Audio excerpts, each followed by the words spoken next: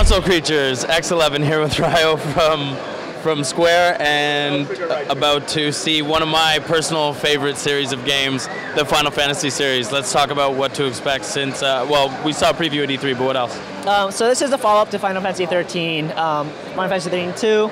It's kind of improvement based on 13. The feedback that we got from our fans.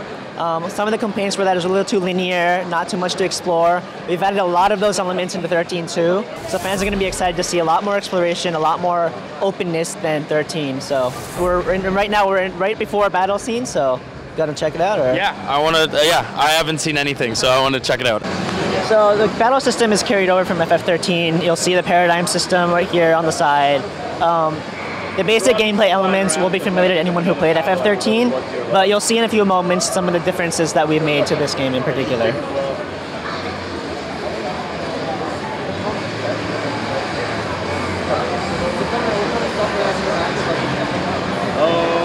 I think that's 5 you can think of. So there'll be like panels, knives, that stuff lying around. The energy breaks will help So this is the first of cinematic action sequences. It's kind of quick time events that pop up between boss battles. It makes the battles a little bit more intuitive, a little bit more interactive. So you're not just selecting abilities, and once in a while they'll keep you on your toes, so you have to actually do the correct button prompts. Oh, so there's actual things that come during the fight that are in sequence that you have to do. Ah, very cool. Is that I didn't play the last one, and now I'm pissed off I didn't, but is that one of the improvements? That is one of the new improvements for FF13 too. When you do them right, there's usually, so if your character's trying to attack an enemy, actually this is a good example right here, another one coming up. So mid-battle, there'll be these cutscenes, and you'll get these prompts to input the buttons correctly.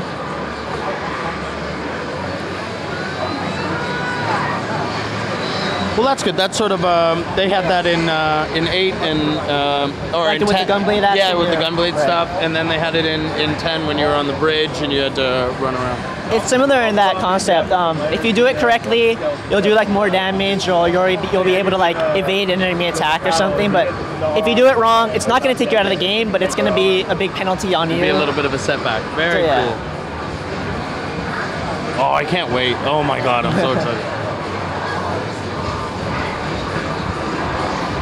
Whenever anyone asks me what my favorite games are, it's always the Final Fantasy series.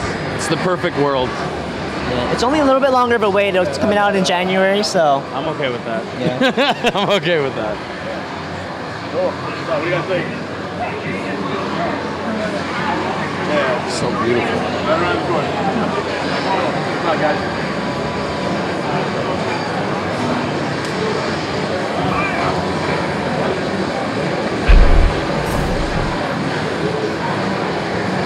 How many is it to a party now? Is it still...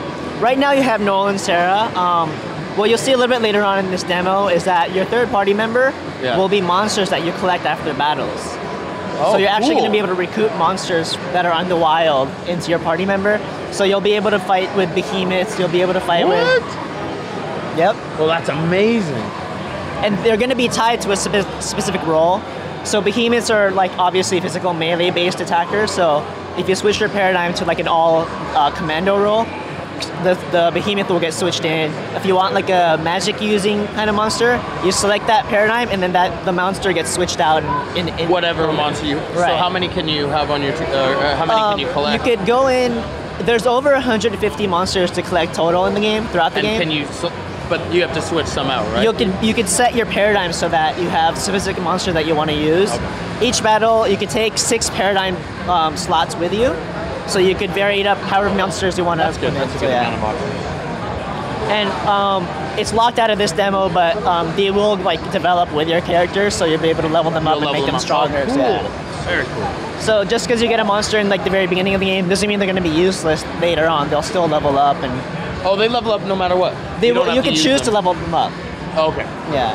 So in Final Fantasy XIII, the enemies were all in the field already, and it was up to you to engage them, whether you want to sneak behind them and attack them to do a preemptive strike. For XIII-2, they're not going to be on the field to begin with, but what the Mughal is going to do is he's going to turn into a clock that is an indicator of when the enemies are going to appear. If you can engage the enemies while the needle is still in the green, you'll be able to do a preemptive strike. You'll have haste applied to your party members. It's just a bonus that that's added to you. So right here, the clock popped up. If you so can it's engage, like a HUD display of the clock. right? If you can engage the enemy like that while it's in the green, you'll do a preemptive strike. You'll have haste applied to your party members, so your ATB slot fills up more quickly. And then, for the purpose of the demo, this is a little bit easier than the real game is going to be. It's just for people to kind of get and play. On that crystal you see right there, that's the monster that you collect. So on this screen, you see you just got a behemoth and a flan. So they're going to be named automatically by default, but you basically now have them in your party. So in the next battle, you'll notice that your third party member is actually going to be a monster in there. Cool. So. I love that. But yeah. Or I can play it for you, or whatever you like. And then just looking at the map, it's a lot more open and there's different places to explore.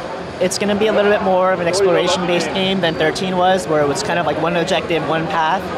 So we made improvements. I don't mind those linear type games though. Yeah, some people don't mind the story-driven elements because it's such a huge game it and the story's so good. I like it. It's like I don't always need to choose your own adventure novel. And then some people just really want to explore every corner of the world map and stuff like that. So which is like that's I guess the people that really are into the old games. Right.